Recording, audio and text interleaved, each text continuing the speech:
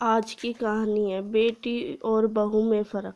रीमा बहू सारिका और दामाद बाबू को भी विदा करना है। उनका शगुन का लिफाफा भी तैयार कर दो। शकुंतला जी अपनी बहू से मनुहार करते हुए बोली। आज रीमा बहू और शकुंतला जी की पोता बहू की गोद भराई थी तो सारे परिवार और बुआ बहनों को आमंत्रित किया था। रीमा के बेटी दामाद भी, जिनकी शादी अभी 1 साल पहले ही हुई थी, उन्हें विशेष तौर पर आमंत्रित किया गया था, क्योंकि रीमा जी का कहना था कि नए बेटी दामाद के सम्मान और खातिरदारी में किसी तरह की कमी नहीं होनी चाहिए। रीमा जी का बेटा आरव भी मेहमानों की आवभक्त में लगा था। रीमा की ननंद और नंदोई भी इस बार पूरे 3 साल बाद आए थे, क्योंकि शकुंतला जी का भी काफ़ी मन था अपने बेटी दामाद को देखने का। उन्हें भी फ़ोन पर एक बार आमंत्रण दिया।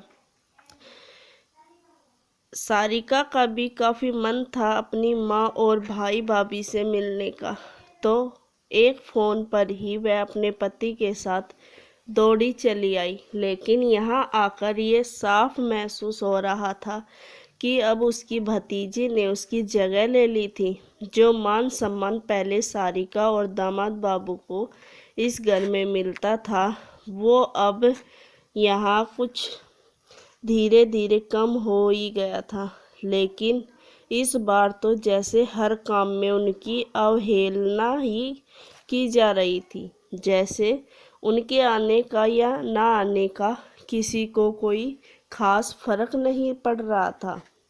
बस शकुंतला जी थी जो अपने बेटी दामाद को देखकर खिल उठी। सारी रस्में होने के बाद मेहमानों की विदाई हो रही थी।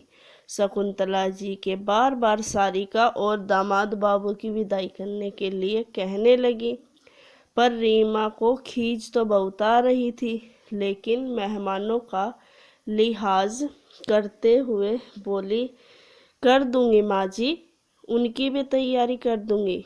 पहले नए दामाद बाबू और महिका को तो विदा कर दूं। बार बार दामाद जी के ऑफिस से फ़ोन आ रहे हैं, बोलकर रीमा ने फिर अपने कमरे की तरफ मुड़ी और अपनी बेटी महिका से बोली, बेटा, ये काजू कतली का डिब्बा स्पेशल तेरे लिए मंगाया है, याद से रख लेना। और इधर आ, ये ले पकड़, ये कुछ रुपए दादी और बुआ के सामने दिए तो बेकार में हाय लगाएगी कि अपनी बेटी को जाने क्या क्या देती है। कहते हुए कुछ रुपए महिका की मुट्ठी में दबा दिए। दामाद को भी सोने की गिन्नी भेंट की गई थी, क्योंकि उनके सम्मान की बात थी। सब कुछ दे दिलाकर बेटी दामाद को विदा किया। फिर भी बेटी की विदाई पर रीमा का दिल भारी हो रहा था, जबकि शादी के इस 1 साल में महिका कम से कम 6 बार मायके का चक्कर लगा चुकी थी।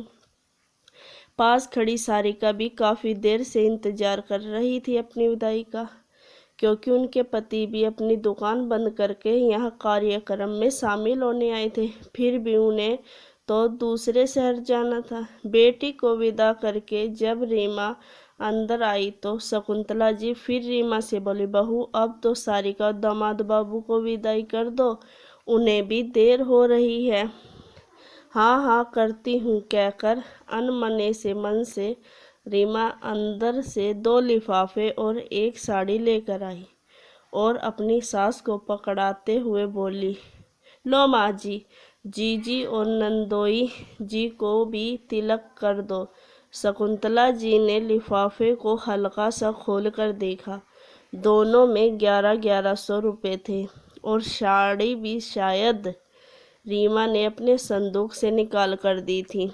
एक तरफ जाकर शकुंतला जी रीमा से बोली, बहू सारिका और दामाद बाबू कितने सालों बाद यहाँ आए हैं, ये शगुन तो बहुत कम लग रहा है। माँ जी, अब जीजी बड़ी बुआ बनने वाली है, कोई नई नवेली तो नहीं जो इनके ससुराल में कोई इनसे पूछेगा कि मायके से क्या लाई। फिर 1100 रुपये कम तो नहीं? वैसे भी कितना खर्चा हो गया है, रीमा बोली। शकुंतला जी ने झेपते हुए वही शगुन अपने बेटी दामाद को पकड़ा दिया। सारिका और दामाद बाबू फिर खुशी खुशी विदा हो गए, लेकिन आज वो खुद को बहुत लाचार महसूस कर रही थी। थोड़ी देर बाद रीमा अपनी बहू के पास गई और बोली, बहू, अब तुम आराम करो, नहीं तो थक जाओगी। आज तो मैं बहुत खुश हूँ, जल्दी ही मैं दादी बन जाऊंगी। गर्व से रीमा जी का सिर ऊंचा हो रहा था। शकुंतला जी भी पास ही बैठी, वो भी बोल पड़ी, हाँ बहू, समय बदलते देर नहीं लगती। समय का पहिया तो घूमता रहता है। कल को तुम भी दादी बन जाओगी। और महिका बुआ। अपनी सास की बात सुनकर रीमा जी को थोड़ी देर पहले कही गई अपनी बात याद आ गई। किस तरह वो अपनी ननंद और बेटी के बीच भेदभाव कर रही थी। क्या आने वाले समय में उनकी बहू भी उनकी बेटी के साथ यही व्यवहार करेगी? रीमा जी अपनी सास से नजरें नहीं मिला रही थी, लेकिन शकुंतला जी बातों में सच्चाई तो थी। समय का पहिया घूमता रहता है। दोस्तों, आपको हमारी कहानी कैसी लगी? अगर पसंद आई तो प्लीज़ कमेंट बॉक्स में ज़रूर बताएं और चैनल को सब्सक्राइब करें।